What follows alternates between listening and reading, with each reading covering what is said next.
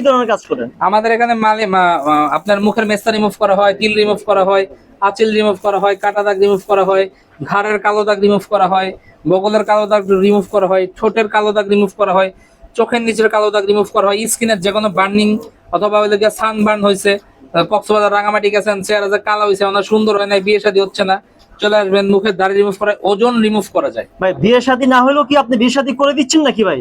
আপনি কি ঘটক? ঘটক, হ্যাঁ ঘটকালি তো করছি, 7-8টা তো বিয়ে পড়াইছি। 7-8টা বিয়ে করছেন? বিয়ে পড়াইছি, ও একটা করেই তো মনে করেন যোগ জ্ঞান, আবার 7-8টা। 7-8টা বিয়ে পড়াইছেন, আচ্ছা আচ্ছা, ওকে। তো ভাই মেয়েদের কি কোন পার্সোনাল পেজে কাজ করা হয়? না না, মেয়েদের ইন্টারনাল পার্টে কোনো কাজ আমরা করি না। আচ্ছা আচ্ছা, তো কোথায় কোথায় কাজ করেন? শুধু বাহ্যিক অংশে যা দেখা যায় তাই। আপনার এখানে মূলত কোন ধরনের ক্লায়েন্ট আসে বেশি ভাই? আমাদের এখানে সব ধরনের ক্লায়েন্ট দিয়ে আসে, প্রাপ্তবয়স্ক হলে যার যার সমস্যা হোয়াটসঅ্যাপে ছবি পাঠায়। আর আচ্ছা, এখানেও কাটা দাগ আছে নাকি? এত দাগ? এত দাগ, আয় হায় হায়, কেমন হলো ভাই এগুলো আপনার? হইছে রাগ কইরা বাসায়। ভাই এগুলো কি নিজে কাটছেন?